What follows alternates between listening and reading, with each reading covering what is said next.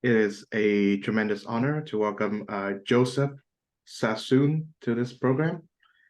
He is the professor of history and politics at Georgetown University and the author of many books, including the latest, The Sassoons, The Great Global Merchants, and The Making of an Empire. Joseph, thank you for joining the show. How are you today? Thank you very much. Thank you for having me. Okay, so first question, why should there be a chronicle of the Sassoon family, and why should it be written by somebody like you who bears their last name? The story is really fascinating on many levels. One, it's about family of refugees that left in 1830 its homeland in Baghdad. It's a story about globalization, about a global trade, about what it means to be a minority in different parts of the world, both as from a nationality and a religious point of view. And the story really spans almost 150 years, giving it almost all the major events, the technology changes, the shipping, the explorations, the opening of places like the Suez Canal, World War I, World War II, two opium wars, keep going. And it's a fascinating, incredibly tantalizing period. And the family made an incredible impact on global trade during at least the first part of the story. So if you were to ask to give a brief history of who the Sassoon family is, how would you do that? Well, I would say that it's a family that goes back its roots in Baghdad, which is now obviously the capital of Iraq. At the time, it was part of the Ottoman Empire for 500 years, but their history goes back all the way to 2,500 years there. They had a prominent role in the province of Baghdad, but a corrupt governor came in and led them to flee, and via Iran, Persia at the time, they ended up in Bombay, and thus begins really the story. I mean, it is fascinating because not many people went to Bombay at the time.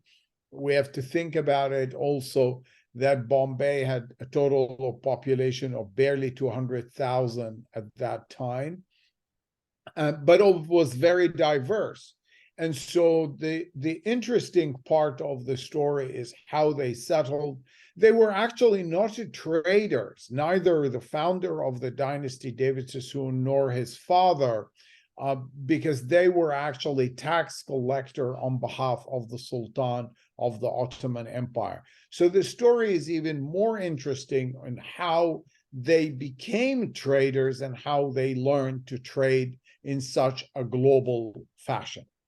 Mm-hmm. So perhaps the one member of the Sassoon family I know is Siegfried, and he, as far as I can tell, was not a trader at all, but a poet. He presumably fought in World War I, and he wrote a series of wonderful and biting poems about the war. So what can you tell me about him? Well, Siegfried Sassoon, everything you said is correct. Siegfried Sassoon is epitomized the fourth generation. The disconnect from the Baghdadi roots, the disconnect from the Jewish religion, the utter disregard to what he and others of his generation called the Oriental roots. And the focus was that they are British, and you're absolutely correct. He was extremely well gifted, fought in World War I, injured, highly decorated, which gave him the ability to criticize and be among the first pacifists, calling for the end of this so-called useless war that was taking the lives of tens and tens of thousands of young men all over Europe. Mhm. So tell me a bit about the research process that goes into the writing of the book.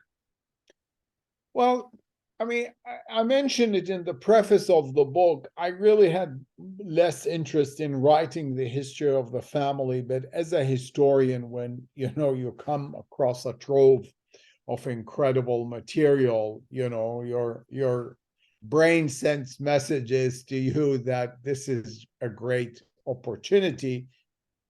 I came across this incredible trove of documents at the National Library in Jerusalem, and I realized that no one has written the history because most of the documents, especially the business document, are written in this in Baghdadi Jewish language, which is really a combination of three languages. It's the Baghdadi Jewish dialect, it's Arabic, but written in Hebrew letters. And unless you know all three, you're not going to be able to decode them. Once I realized that it is there, of course, the British archives, the Indian archives, the Chinese archives, newspapers. One of the fascinating aspects that I really learned in this process is what a good source of that period. You had very good newspapers in India, you had very good newspapers in Shanghai. That really truly impressed me on how they reported about shipping routes. And it's almost like reading in the Wall Street Journal stock prices. 3 times a week you read these papers, and it gives you the exact details of every ship that entered the port and left, and who owns it and what's in it. Fascinating stuff. Another element of the research, apart from, of course, a huge amount of secondary sources, is that I really thought it is important to see these places with my own eyes. I could have said, I have enough material, I will go to India and then go to Shanghai and come back and just try. But I thought also it's really, really important to see with my own eyes. And I'll give you one simple example. I kept seeing in the newspaper that the Sassoons, when they purchased their first big mansion in Bombay, they were having huge parties of 900, 1,000 people. And I couldn't really get my head. Where do you put 1,000 people in such a space? But then when I went there and I realized, okay, it's not any home anymore, but it's now a big hospital in the heart of Mumbai. And when I stood in the balcony, I realized, yes, you could have more than 1,000 people in that huge garden. And the sense in when you go to Shanghai and you go to Victor Sassoon, the Cathay building, which is still a hotel, the views from his bedroom have not changed. It's the same beautiful view overlooking the bay. Okay, the kind of ships have changed, but it is the same view of 1930. And it really had a lot of excitement when you see it with your own eyes rather than just reading it in a document or a newspaper. Yes, and of course, that makes the whole enterprise of studying and researching history exciting too, because for many young people, history is seen as what happened in the past, right? And Right, so you right. have to convey that what happened in the past has present day ramifications, but also you need to show them the visualizations of the events and the places that took place in the past. So Yeah. I will have to ask you to do that by asking, well, what was the city of Baghdad like in the 19th century where David Sassoon found himself in? Um, very simple compared to the development, houses strutting around the river Tigris, small streets, narrow streets. But, and there were some good neighborhoods and some less good neighborhoods, but obviously merchants and high executives or clerks that worked in the Ottoman Empire lived more or less together. Again, really like Bombay, it was a very a city with many religions, with many sects, and people lived as part of the Ottoman Empire, which to a certain extent is really a huge credit to the Ottoman Empire, because in spite of all its problems, it allowed those minorities not only to exist, but to thrive. And the fact that, whether it's the Jewish community or the Christian community assumed important roles just tells you about how religion was not in the forefront as it became later on. You've also written extensively about Iraq under Saddam Hussein, and I like to use this as an aside and ask you, how did the city of Baghdad decline into this metropolis of diverse religiosity into what happened during the reign of Saddam and, of course, after? Yeah, I mean, it's a very interesting question.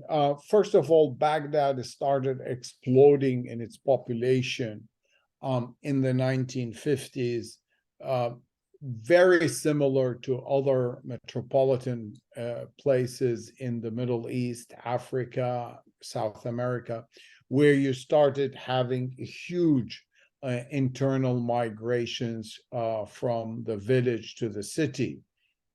And that was really true.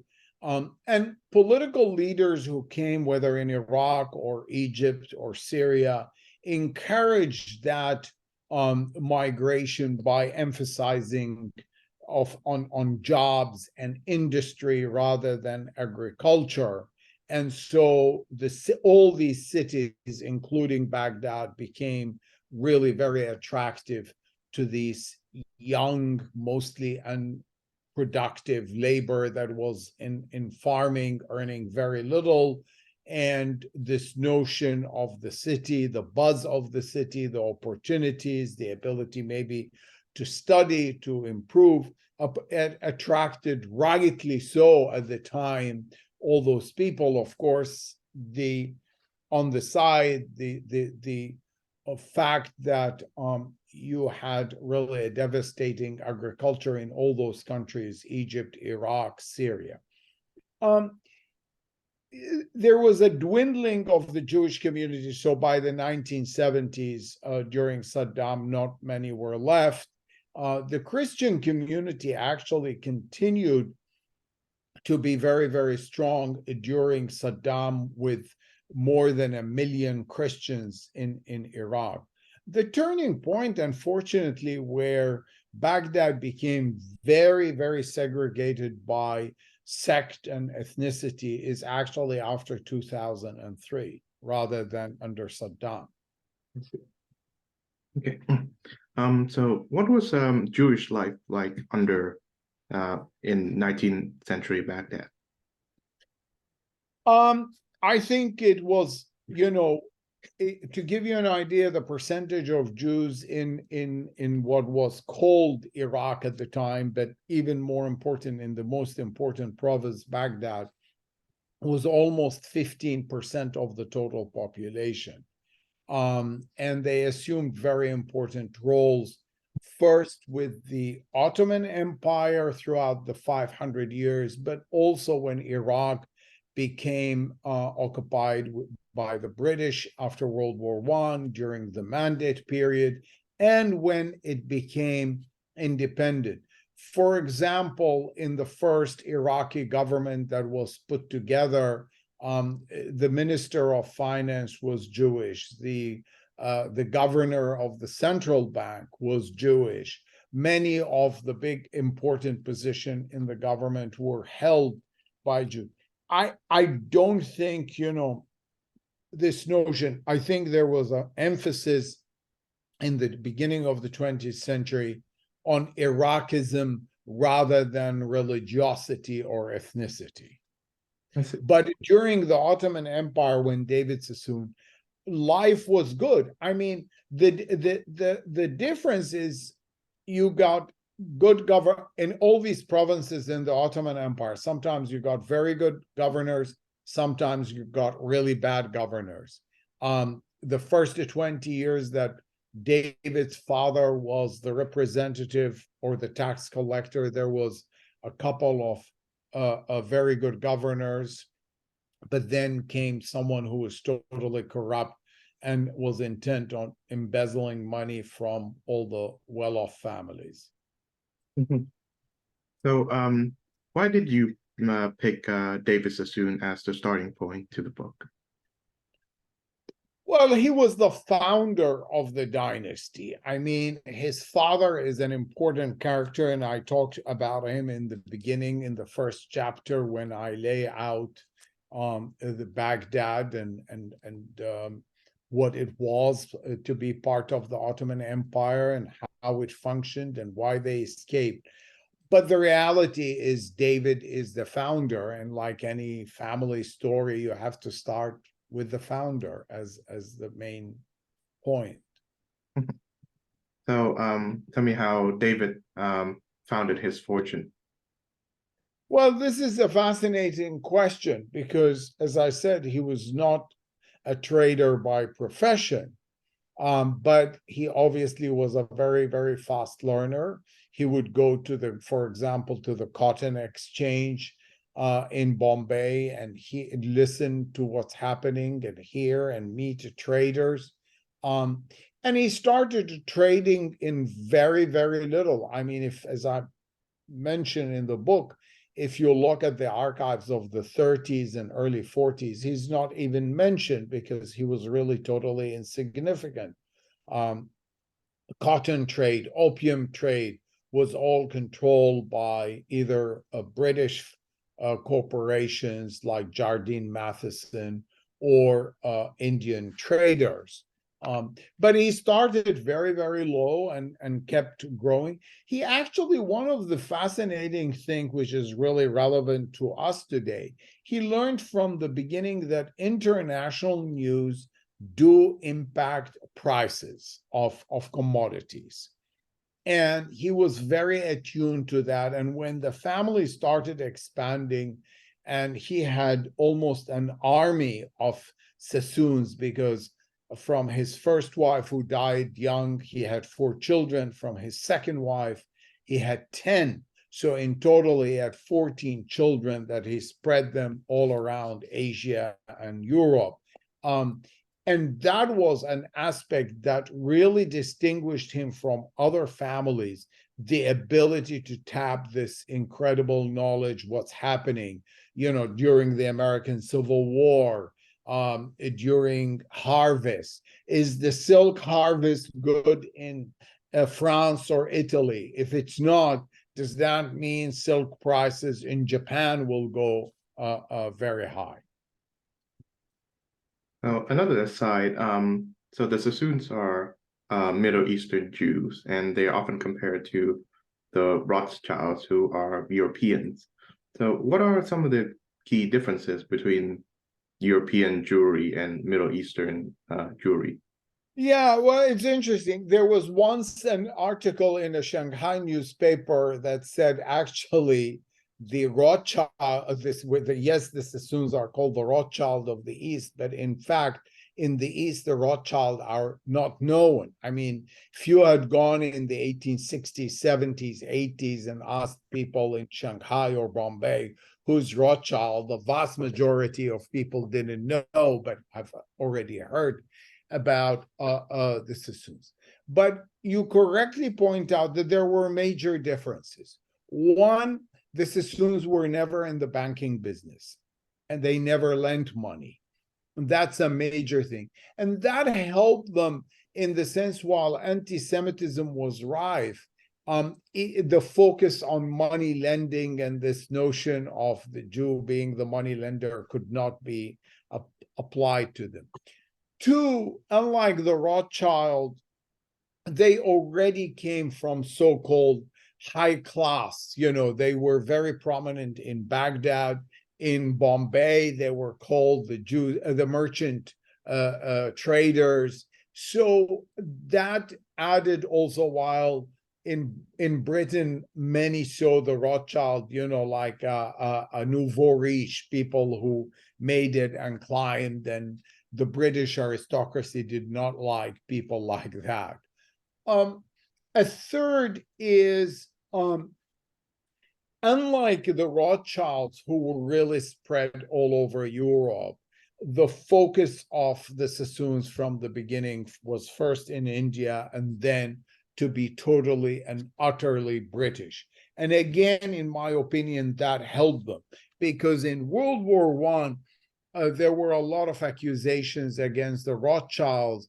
Where are your loyalties? You have one member in the family in Britain, another member in France, another one in Germany, in Vienna, and we are at war with these. Who is, with the Sassoons, it was all Britain, Britain, Britain, which again helped them get what they wanted, which is to be accepted to the upper class of Britain. Mm-hmm. Which brings back to Siegfried Sassoon, the great poet. And you mentioned that at the time of Siegfried's lifetime, the Sassoon family was split between the ones that stayed in Baghdad and the one that became British. So how did this split came about? Well, when David Sassoon fled with his father, his siblings stayed behind. So I am a descendant of not David Sassoon, but a descendant of one of his siblings. And some of these siblings, like my family, stayed in Baghdad until the 1970s. Mm-hmm. Right. So I think at the time of the 19th century, an event that basically shocked France, and it was the trial and imprisonment of one colonel, right, or captain, Alfred Dreyfus. And Alfred Dreyfus was convicted of treason, but we know in hindsight that he was convicted because he was Jewish. And that shows the extent of anti-Semitism in Europe. But I wonder if that same prejudice manifested itself differently in the Middle East, where David Sassoon lived. I think there was far less anti-Semitism in the Middle East in the 19th century and most of the 20th century, at least until the first half of it, than in Europe. No doubt about it. And the reason is very simple. Anti-Semitism is rooted in religion, because part of it is that the Jews killed Jesus. Hence, there is no anti-Semitism in India or China. And they were not anti-Semitic. And remember that Muslims are Semites, so it's a little bit hard to be anti-Semitic. I see. Yes. So I think my reading on anti-Semitism has revealed some very fascinating things in that while today's is Western society, anti-Semitism is proudly condemned, but in the Middle Eastern Islamic world, anti-Semitism is actively promoted. But there was a time where anti-Semitism was rife in Europe, but in the Middle East, it wasn't that way. In fact, Jews were live highly prosperous lives, and I would assume that the contrast revealed itself in the 19th century in Baghdad too. Absolutely.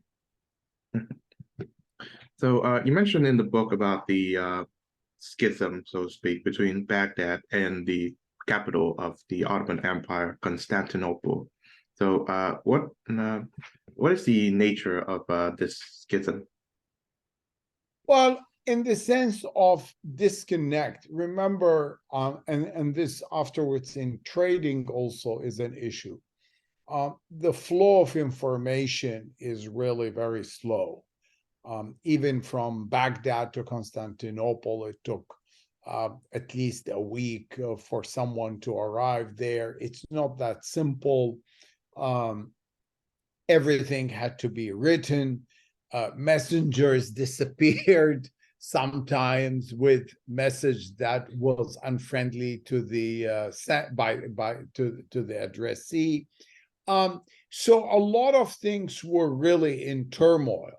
The other thing is it was a huge Ottoman Empire, and the information flow back to Constantinople was not that simple. Again, because of the distance, the time, the lack of technology, the necessity to rely on messengers, but then the messengers were not always trusted because sometimes they were corrupt or co-opted to carry messages.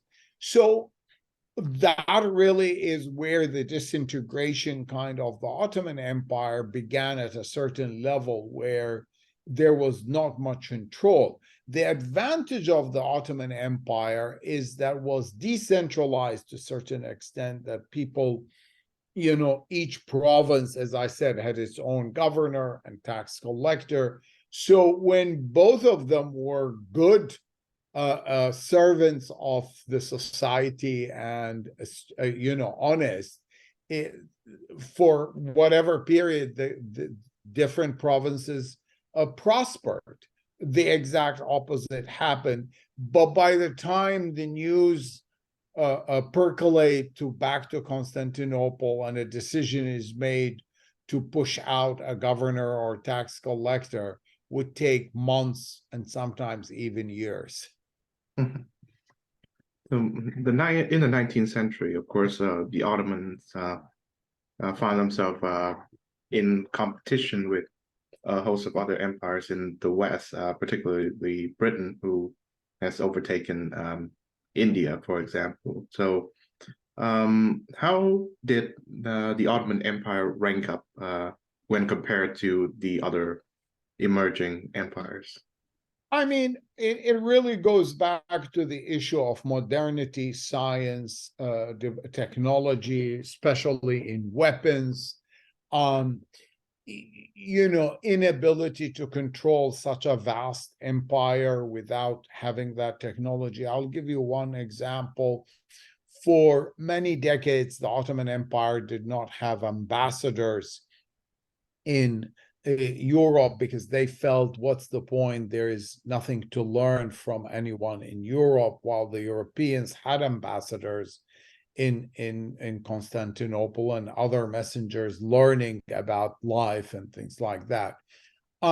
There is definitely a decline. In fact, as you probably know, by the end of the 19th century, the Ottoman Empire was called the sick man in Europe because I think especially the two big empires, the British and the French, and the German and the Russian, all these empires realized that there is a huge opportunity of another empire that is weak and soon to be disintegrate.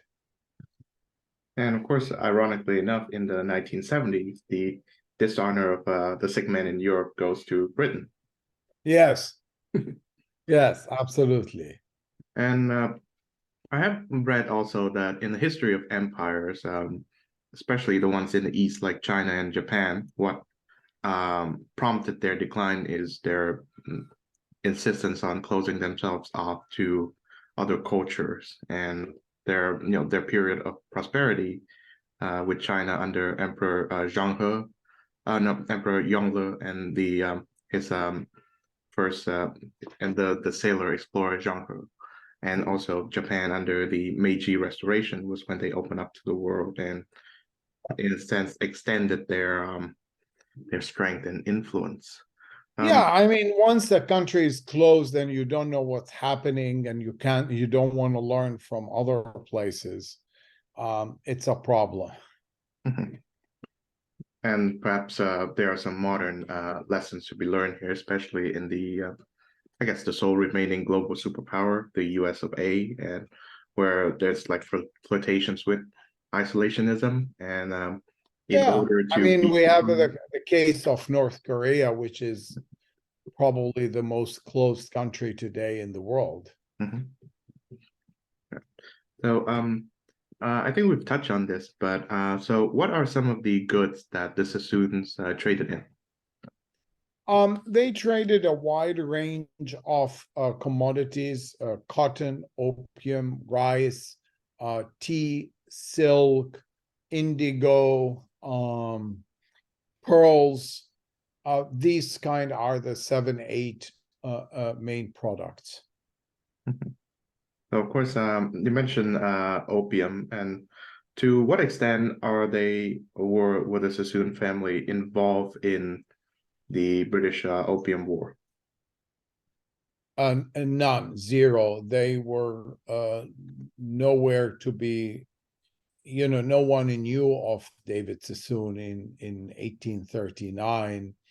He was just a very small and low-ranking trader that barely. I don't think he has traded it by 1839 any opium, and probably only in 1841 he had like one chest or two chests versus Jardine Matheson with 300, 400, or Jamaste Gigi in the Indian trader.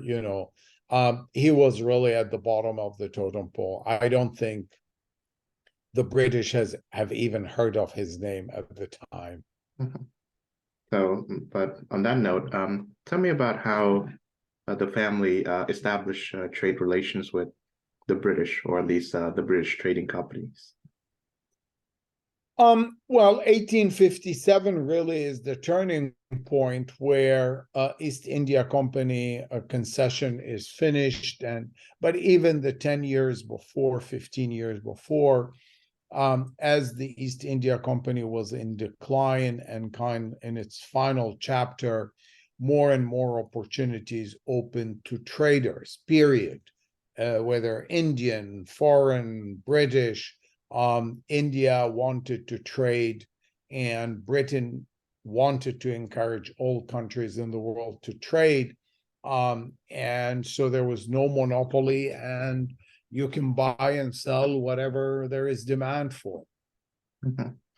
So, tell me about how the East India Company began to decline. Well, it's a really anomaly in the sense of, a country the size, a continent, almost like India, controlled by a corporation with shareholders. I mean, the absurdity of this is beyond our comprehension today, that one corporation, and they of course recruited a very, very large army in India, and paid them as subcontractors, and this way they controlled. But I think that as time went by, was a very, very strong feeling in the British Parliament, among other British business people, that this is not healthy. One corporation is controlling a country the size of India and the opportunities of India, and the East India Company couldn't hold it together, as there was more progress, more borders opening, more competition coming into the field. And so the decline began in earnest, almost really from the time, by pure coincidence, when David Sassoon kind of arrived in the 1830s. You can trace that decline of the East India Company to there.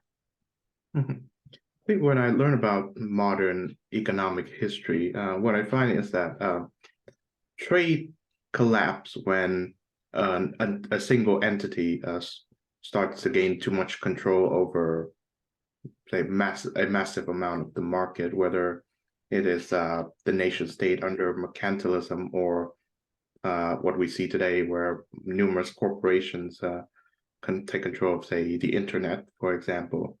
I wonder if within their lifetimes, the Sassoons, how the Sassoons may have come to that lesson themselves.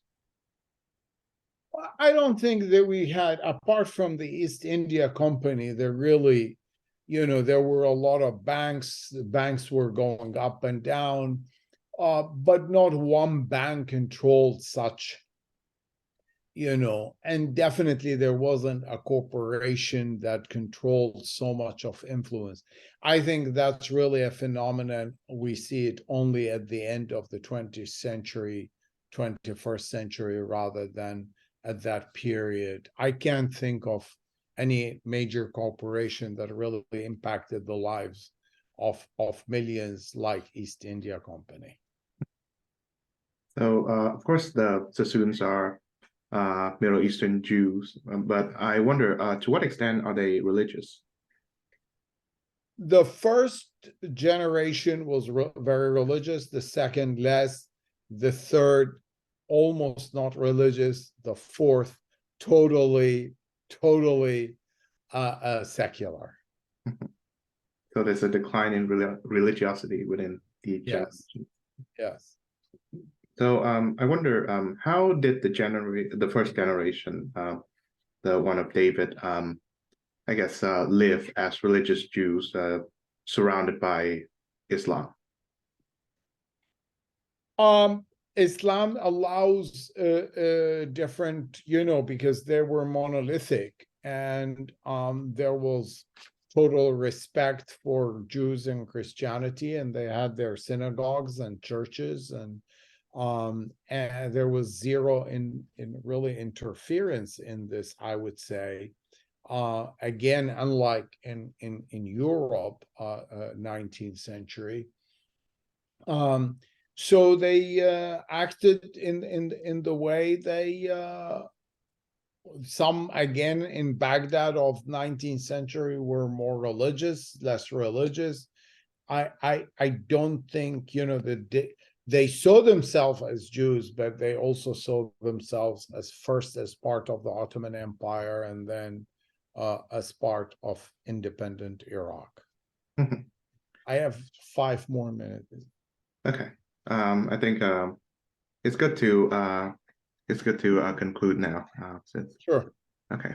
So tell me about some of the historical events in which the family has had significant impact on.